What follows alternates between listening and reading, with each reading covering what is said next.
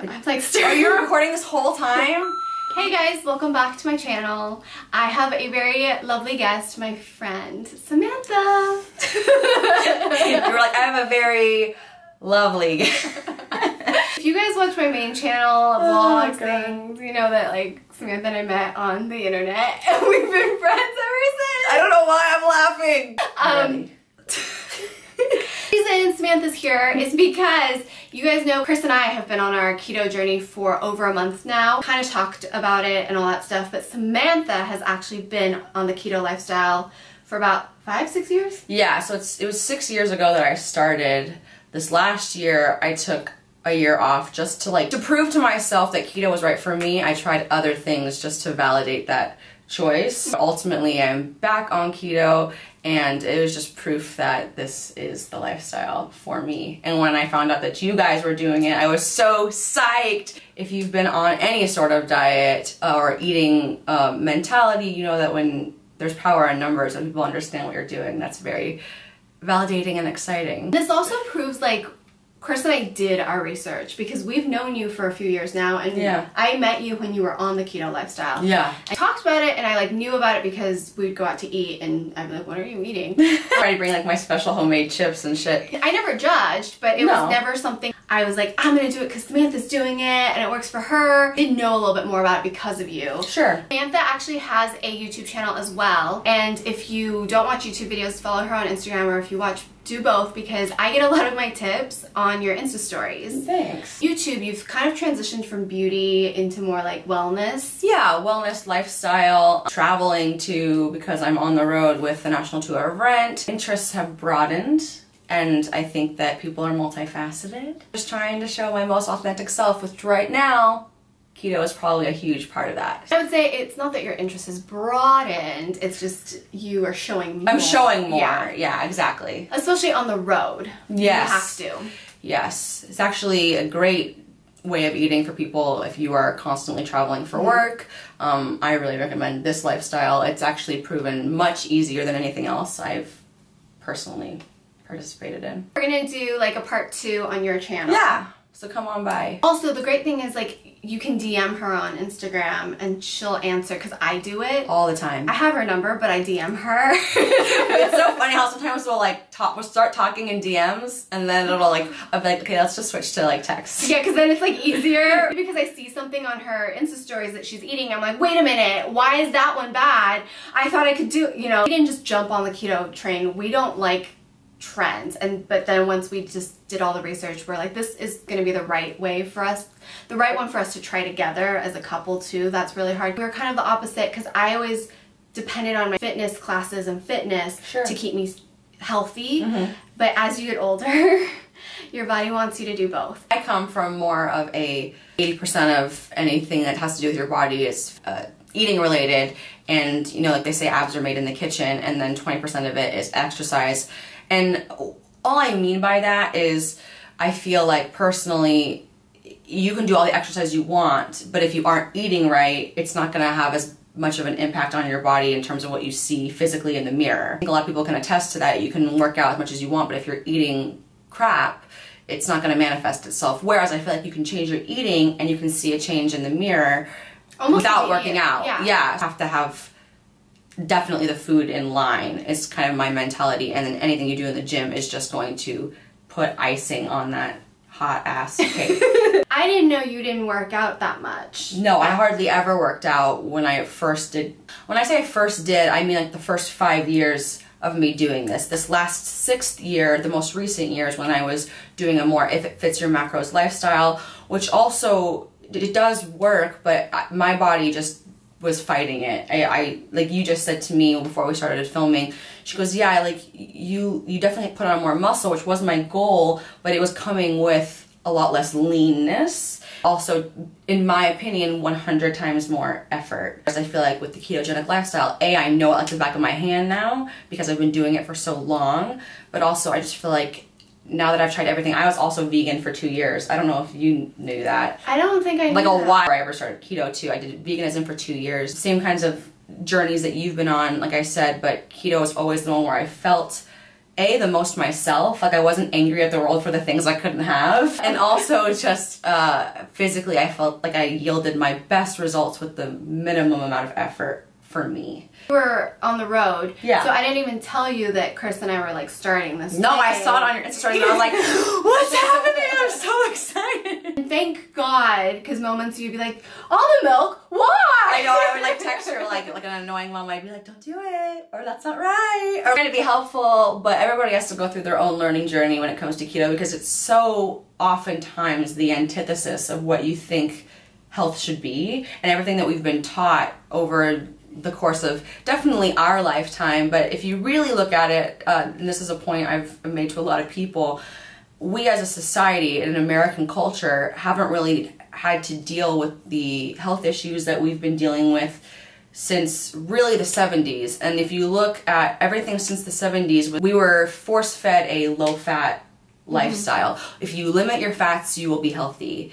And it's really ever since then that we as a culture have adopted all these health issues, and diabetes is up more than ever, and obesity is up more than ever. And why is it that in the 50s we were all thin and healthy and eating pretty much like whatever? Well, not working out. And not working out. Like the fitness world was not even a thing, but that all of these health problems were not even really on our radar at that time, and it was only since we advocated low-fat foods did this really become an issue. And I'm not saying it's the only reason, but I'm saying it's definitely added a big part, because when you take fat out of a food, you have to add carbohydrate in order to make it still taste good. So that's what ends up happening. If you look at any packaged low-fat food, the carbs versus the full-fat version are going to be way higher. It's just a trade-off. Not natural either. Like low-fat's not natural. Right. When I was on the no process thing, I wasn't allowed to have low-fat. I was allowed to have, like they're like, well, have the olive oil, have the butter,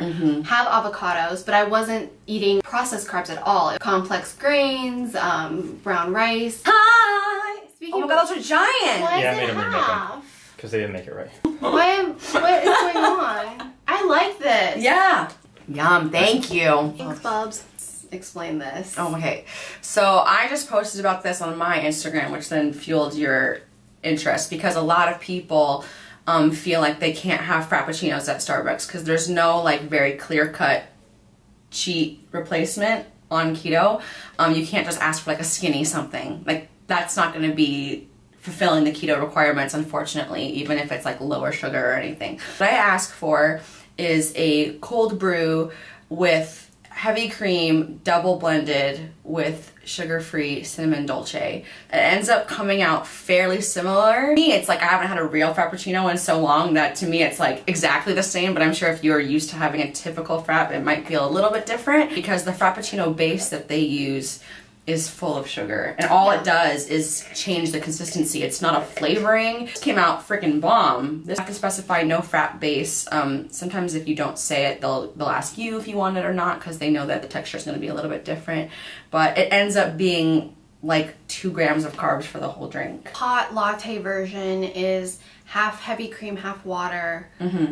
Sugar-free cinnamon dolce. I love coffee. Yeah. And me too. Not having my afternoon vanilla lattes. Tell me about it. Was kind of hard. Now that we have those, that's really been like the one thing that we kind of really missed. Don't get the sugar-free vanilla at Starbucks because it has... Yeah, it has maltodextrin in it, which can spike insulin levels even though it is a sugar alcohol. Just the makeup of it is a little bit different than other sugar alcohols that your insulin levels would ignore. It's too similar to sugar, your body gets tricked, and it's not a guarantee that it'll spike it, but it's enough of a risk that personally, why take the risk? I just try to avoid. And it's not all sugar-free vanillas in every brand. Because I bought one off Amazon, and it's made with sucrose. Sucralose. Sucralose, yeah. Sucrose is sugar. I found this on Amazon, and I just bought a little bit of it to try to put it into our coffees at home, and it's so good. I'm gonna buy like the large one now with the pump. That one in the description box. Yeah. I also found chocolate, which I know you're like, don't eat too many of those. Yeah, especially in the beginning. You want to try to avoid those cravings, so if you give into them too early, then you'll never learn to be without. We didn't do desserts of any kind until week 3. And I actually think that's probably a better thing if you can go almost 4 weeks without desserts. The most sweet we had was like I had 4 or 5 blackberries. Because that's fine. I'm going, okay, I'm gonna maintain this. I want to maintain it a little bit longer. So I was like, I need options, and I love having dessert at the end of my night. Trust me, I know it. That's when I started making, and you guys saw my ice cream, my pound cake, and then these chocolates. These chocolates are so freaking good. They're perfect for that craving. I only eat 2 squares. Or they have like a really flat chocolate bar, and there's only 2 grams of carbohydrates total in the entire chocolate bar. I brought that with me to the movies. Me like, oh, I get to still have a treat. I get to go to the movies. I don't get that popcorn I smell. It's, yeah, you know, you still get to enjoy yourself a little bit. Sugar-free vanilla, not all are created the same. I learned that the hard way because I was all like, I'll just get sugar-free vanilla. I mean, it's a very low risk situation at that point. It's still like a sugar-free alcohol, but it's something that I would just advocate to avoid. It's not the worst sin you could make at Starbucks. Work so hard. No, you don't want, no, you want it, if you're gonna do it, you want to do it as best as you can. And if it's just choosing between cinnamon dolce and vanilla, I mean, that's not like a hard thing to do. Someone actually messaged me for a question, and I sort of answered it for her because it was like a personal question, but this might help her. She asked, do I feel lethargic where I can't like have the energy to work out? Okay. I don't on keto. The first week I didn't bother. I was like, I'm not going to try anything on the first week. I'm just going to adapt my body. Week 2 I did an intense boxing workout. Week 3 I did another intense boxing workout. Week 4 was when I started working out 3 times a week again. I felt like my body was like normal. I would say sometimes I get really, really tired, but it's also typically when I'm hormonal. Of course, and that would have an effect on you whether you are on any diet. Yeah. Like it kind of harkens back to what I said before about as long as you're following some sort of diet protocol, the working out will come. And I think that when you're transitioning from running on glucose to running on ketones, that's a transition that takes longer than most people would like. And it's not always easy. I'm not saying it's hard, but you have to allow yourself at least 1 to 2 weeks of adjustment. And then you start to become, you're in ketosis, which means you're running on ketones, but not necessarily keto adapted yet. Keto adaptation comes 2-3 months into it, where your body knows, regardless of what food you put in, that you run on ketones. You have to allow yourself that time of like transition and be kind to yourself during that time. It might be a little bit harder because your body is rejecting the fact that you're no longer running on glucose. I always equate keto to running on, I said this on my video on my channel too, as cars. There are cars that run on diesel, and there's a lot fewer of those on the road than there are the ones that run on typical gasoline, but it's a completely different fuel source. They're both valid, and you have to know what kind of car you have. And when somebody says, hey, this car takes diesel, if you're like, well, no, I'm gonna put gas in it, well, what are you doing? Like, your car is gonna break down. Your body is a car that can learn to take a different fuel, and we're lucky in that way. And we were designed that way when we hunting and gathering for food all the time, and when we didn't know when our next meal would come, our bodies have a system in place of running on ketones and running on our own fat-generated fuel. But the second that we got food, our bodies went back to running on glucose. What people on keto are trying to do is teach your body that this is the way we're going to be running all the time. And once you're keto adapted, if you have a cheat day, you'll stay in ketosis. Your body knows this is a one-off. But if you have that one-off way too early, then your body thinks the keto was the one-off. It needs to get used to that this is the way, and you have to give it time to make that adjustment. I've always worked out. Even at my heaviest, I was working out. And my workouts are probably more intense than like the average person. Yeah, you were going hard. For me to take 2 weeks easy, so my body wasn't, I said it was like, I need to work out the same amount I used to work out, because I wasn't. And even now I'm taking yoga and like light weights. I'm not doing heavy weights. I don't feel like I need to. It's not to say that you couldn't though. No, I could if I want to. I just am lazy and I'm been going to class instead of gym. I only say that because there's a common misconception that you will lose muscle mass or you won't be able to lift the way that you could once you follow this lifestyle. There's science that proves that that is not true. Just talking about Thomas DeLauer, he has a great ketogenic focused channel here on YouTube. If you think that guy can't lift, go look at his freaking 20-pack and then talk to me. It is possible, and actually your body is able to maintain proteins required to build muscle easier on this lifestyle. I don't want to get into the science of all that because I will be here for an hour. There's science proving actually the opposite, but it's just commonly I find an excuse for people who are like, well, I don't want to lose my muscle mass. And it's like, okay, but you won't.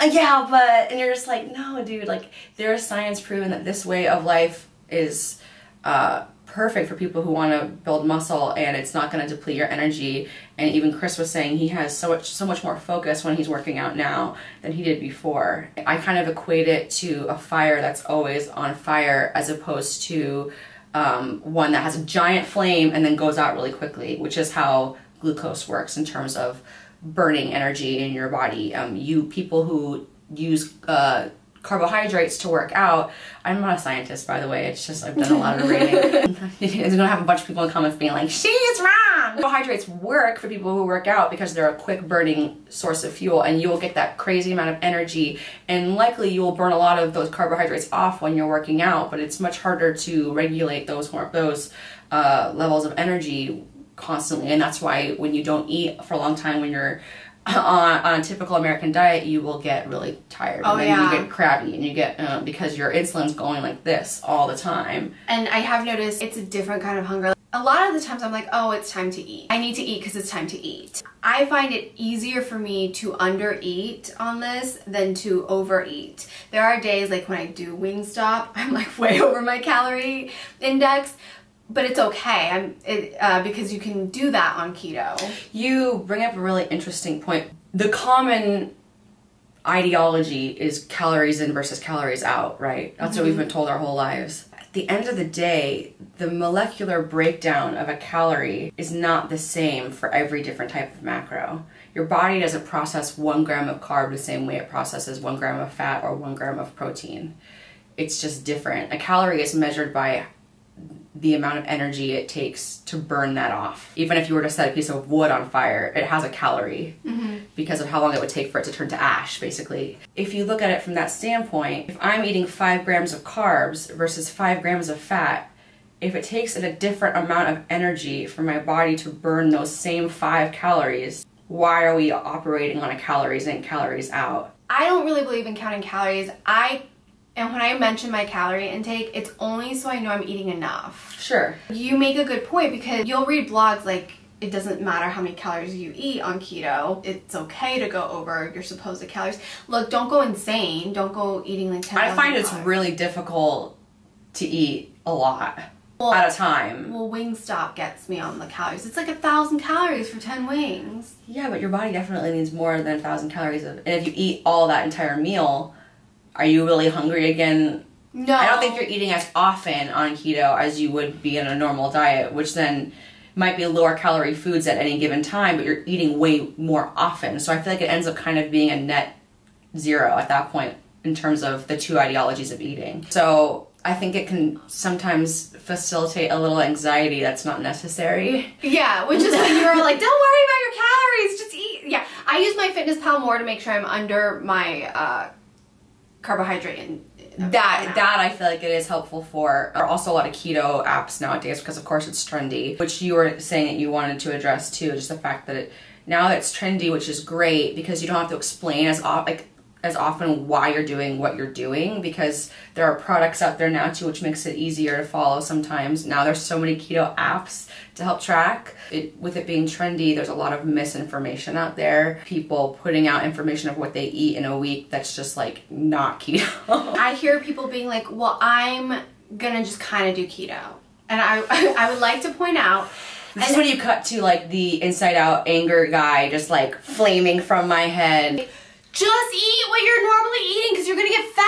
On all the research I've done, and you've done way more, and it makes me like feel good when I have this opinion and then I talk to you and you're like, no, you're right. Oh, I'm not a judgmental monster, I'm just accurate. My argument with why you can't just kind of do keto, and why Chris and I, when we said we're doing it for a full 30 days, we'll reevaluate at the end, and we're gonna do it and do it right. Very rarely do I say you have to do something right in life, because there's always like, do it your own way, be you. Yeah. When it comes down to keto, if you don't do it right, you will get fat. And then you're talking about you'll damage your body. Like, yeah, you could actually hurt yourself for a myriad of reasons. If you don't get enough fats, common misconception with low carb diets, or people say this is the same thing as Atkins, and it's very similar, but it's different. Atkins there's no calorie restrictions, there's no macro restrictions. As long as you eat the right foods, you're fine, and that's also valid. Keto puts a little bit higher emphasis on tracking your macros to an extent, and also the quality of the fats that you're eating and the nutritional levels of your eating, and mineral levels, etc. It's a little bit more health focused. It's a little bit more lasered in. I'm not saying Atkins is bad. I followed an Atkins ideology for a long time too. They're kind of like cousins of each other. However, the common misconception with all of these low carbohydrate diets is that it's a high protein diet, and it's actually not at all. Someone was like, how do you feel about keto promoting people eating more animal fats or animal-based products? It's not promoting that. You already eat animal byproducts. You might eat a little bit more of it in the beginning just because you're trying to figure it out. If you want to be a pescatarian, if you want to be a vegetarian, you can still do keto. Absolutely. Coconut oil, avocado oil, macadamia nuts. I mean, there's countless of natural fats out there. In fact, those are probably ones that you want to focus on. Anyway, yeah. You don't want to just eat bacon all day. I enjoy bacon, so I have it. I also think it's important to figure out where your meat are being sourced. Yeah. The difference between grass-fed beef and grass-finished beef. And it's also with like any sort of animal fats in general, it's the ratio of omega-6s to omega-3s. We all want to get those high omega-3s, and omega-6s are also healthy, but if they're out of proportion with your omega-3s, then that's when it can become dangerous. But that's all something that you can control. It's not necessarily the meat's fault. Again, there's tons of science behind that as well, but if you want to try and get low hormone, antibiotics, like if you can get grass-fed beef, then great. If you're eating bacon, you were eating bacon before. I eat a lot of fish. I eat a lot of seafood. I eat a lot of beef, and a ton of money on the beef we buy. Right. So we don't eat it a lot. Like, I eat it a lot, but not probably in comparison to most Americans. It's all just like things that you're probably doing if you take any care of the kinds of products you buy and ingest, regardless of what diet you're on. That's what I was doing before. Yeah, this is unrelated to keto. It's just that this is going back to whether or not you're having animal fats or plant fats. You want to have plant fat and nut fat, you can totally do it. You definitely have to probably eat a little bit more. Yeah. You can saute your vegetables in olive oils or any sort of like naturally sourced oils. You want to stay away from like processed vegetable oils in terms of like canola, vegetable oil, those kinds of things you want to stay away from. But it's so easy now to source coconut oil and quality avocado oil. You can like buy it in the jar now too. Like, I feel like if you're vegan or vegetarian, there's no reason why you can't eat this way. Regular milk, and every time I tell people this, they go crazy. Regular milk, for 1 cup of milk, I'm talking a measuring cup, not like a glass cup, has 12 grams of sugar minimum in it. And people are like, what?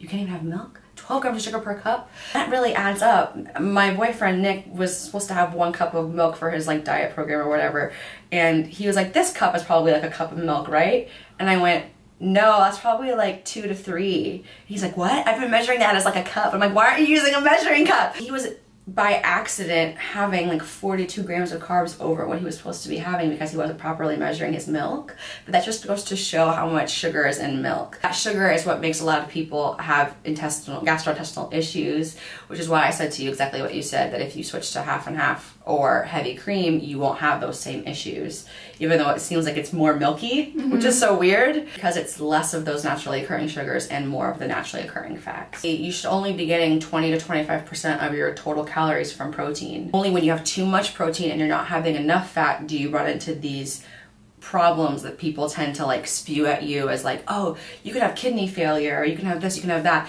And there's a difference between ketosis and ketoacidosis. Ketoacidosis is what happens when you have way too much protein and your liver cannot process it. How do you know if you're at that point?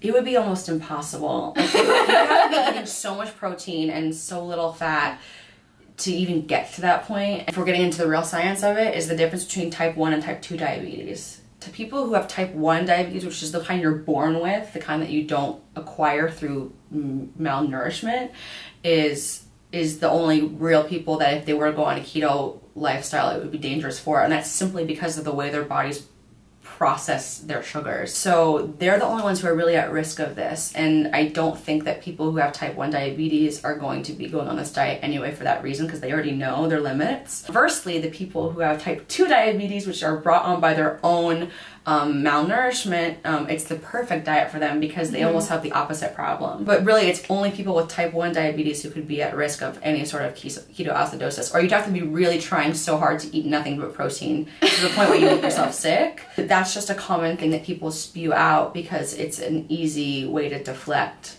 from something that's actually a really positive experience for most people who take it on, as you've come to find. Like, going back to it, you cannot ingest more fat and still have these sugars and these carbs and expect to not gain weight. It's why I was hesitant to put my recipes I use, or the ones I've kind of like concocted on my blog or on here, is because if you're eating a normal diet and you eat my ice cream, you will get so fat. If you look at the recipe, it's nothing but fat. I'm burning that right now. Like, I literally say— Because you're running on diesel versus gas. So you're allowed to have all those things because you're just putting that gas in your body. When you're running on gas and you're putting too much diesel in, your car is going to go, okay, I don't know what you're trying to do. This isn't going in my body. You can't half-ass it. Trying to tell yourself, I'm running on fat and this fat's going to get burned because I'm doing keto every other day. But you've never become fat adapted. You've never become the kind of car that runs on diesel.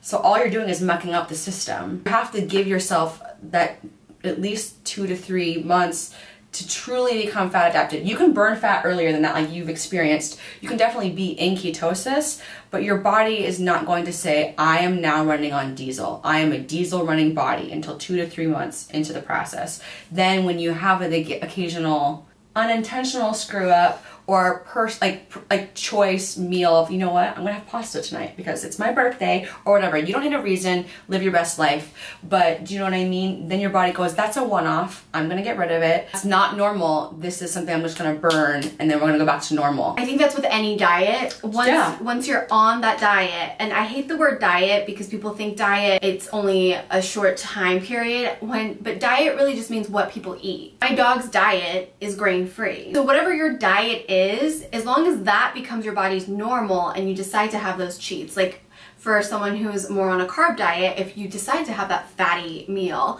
your body will still get rid of it, but it's when you start confusing it and it's like, what? Like that, I think that's what happens. And it's like your last video you made where you said any diet will work, you just have to stick with it. Right, and yeah, if you haven't watched that video, you should head over to my channel and watch it because I don't want to reiterate it all on here on your channel. Basically, I'm not saying that keto is the only way. I'm just saying for me, it is the best way for me and my lifestyle. I encourage other people to do it, but there are also a lot of healthy people out there who live a very low fat, high carb, they work out diet that works for them and they're able to stay lean. I just think that, in my opinion, that requires much more due diligence and a lot more calorie counting and putting on all your things, and if that's easier for you to do and you rather have oatmeal in the morning than eggs and bacon, then that's the choice that you've made. But you're gonna have to limit those fats. There's always gonna be some sort of concession made, and if you're one of those lucky people that you're not below 25, because then your metabolism is the be all and end all and good for you, that will change. Everyone always kept telling me that and I was like, what up? No, I'm working with a lot of people under 25 on my tour and they just eat whatever they want and look amazing, and I'm like, enjoy it while you can. There's so few people out there who can truly eat whatever they want and look exactly the way they want. There comes a time where you have to say, okay, I'm gonna do something, and you have to decide for you what that something's gonna be. I was one of those rare under 25 or under where like I could have muscle tone and I could be like cut and eat cheeseburgers and french fries. I was that rare percentage, but even that caught up with me. I am not as moody for whatever reason. Can we talk about that? Because I know the reason. Oh, okay. Why is that? This really only pertains to if you're a woman, which I'm assuming the majority of your viewers are. Yeah. Estrogen is stored in your fat cells. That's also why you get women in general get super moody when we're on low-fat diets. If your fats are kind of burning at a constant state, then your estrogen levels are way more even. I'll speak from personal experience, and this is actually getting like really personal. I was having difficulties with my boyfriend in my relationship when I was the 1 year off of keto. 1 year prior, when I was on keto, everything was freaking great. So all of a sudden I went off of keto and everything was a nightmare. And I would, obviously it's like in your relationship you always blame, like everything that's wrong in your life is because of the relationship. I didn't even put that together. Yeah, and once I went back on keto, it's amazing how much more easygoing I became, and therefore the things that used to bother me, that I used to snap at him about, which he's been consistent. Do you know what I mean? He's been the same person the whole time. I'm the one who like went off of keto and went back on. I even said to him, like, when I was thinking about going back on it, I was like, I also was like the happiest I was doing this. And I don't think it's any huge surprise that now I'm on it and things are starting to feel like simpatico again. I feel like I'm much less touchy and sensitive. My fuse isn't as short. That's what it is. It also goes into the feeling more clear-headed. I mean, there's all these positive things that come from this. And again, I'm not trying to push the agenda. I'm just trying to speak from somebody who's done this long-term and can speak as also somebody who went off of it. Because it's one thing to be like, I've done this for 5, and this is kind of where I was before. I've done this for 5 years and I'm never leaving.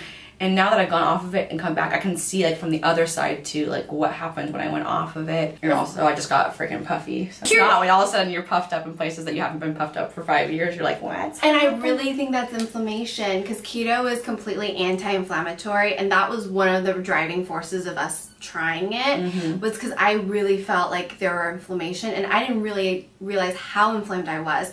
Just my skin, and probably because I took such good care of my skin, you don't notice even when I'm not having the greatest diet. And you always have great skin, but your skin now is like on another level. Because when I started keto the first week, it was like, bing, like perfect oil production, no more dry, flaky, dehydrated areas, no more redness, like at all. Because growing up, I didn't really have red skin, but like through the years, I noticed, ooh, I'm like kind of red around here. I'm a little red today because I'm trying stuff that I shouldn't be trying. When I looked over at Chris, I was like, wow, your skin's amazing. And it was mainly just because it was all, it wasn't red anymore. Like we weren't red. Yeah. That's how I knew I was like way inflamed more than I even realized.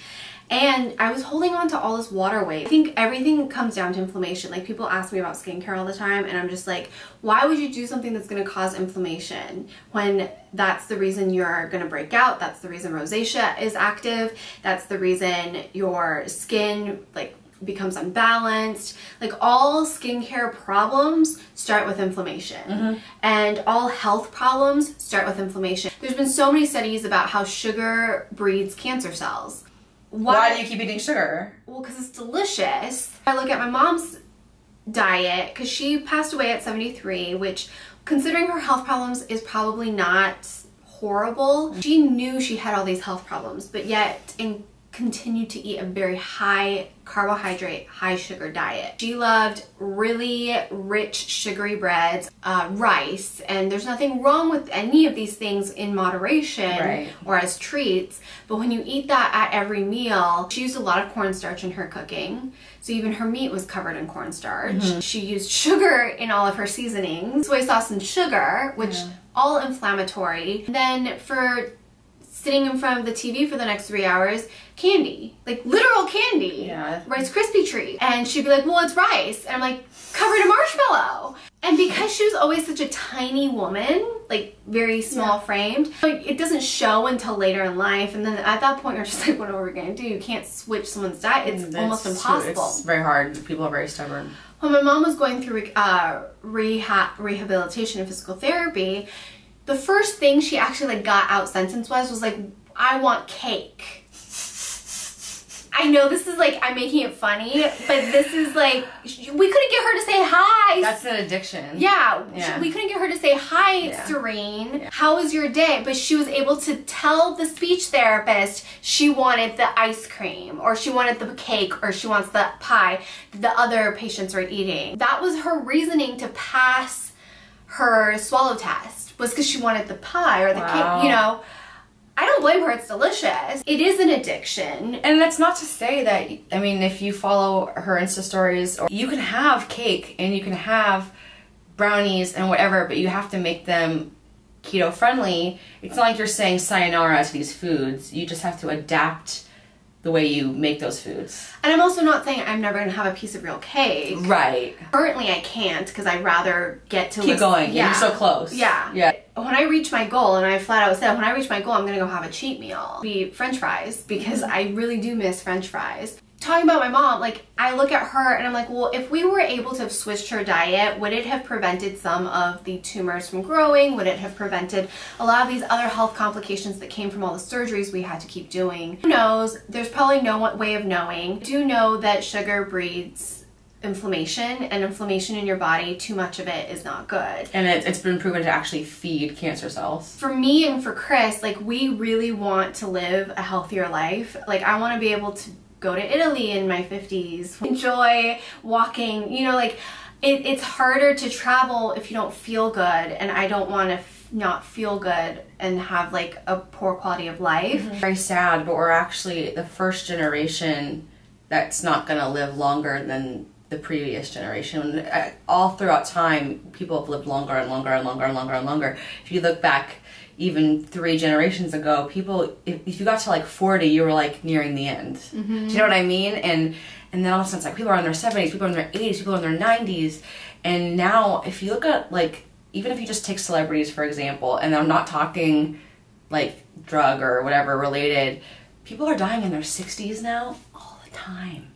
And that, I don't know about you, scares the shit out of me. This is the first generation now where people are starting to die younger than their parents. There needs to be a change made, and there's been a lot of self-inflicted, done a lot to hurt our own agenda at this point in terms of agriculture, in terms of our diets, is now we're so good at having, you know, foods all year round and super low fat everything, and it's we're killing ourselves slowly. And if we can do something as simple as changing the way we eat, and it can manifest itself into longer lives. And I just think that it's so easy to save yourself, basically. Continue this conversation, so watch part 2 on Samantha's channel, because that was, I think, my biggest concern was liver, like liver issues. Because I do have a history of liver issues, can I do a ketogenic diet? Which we will answer in part 2 over on Samantha's channel. I'll link it in the description box.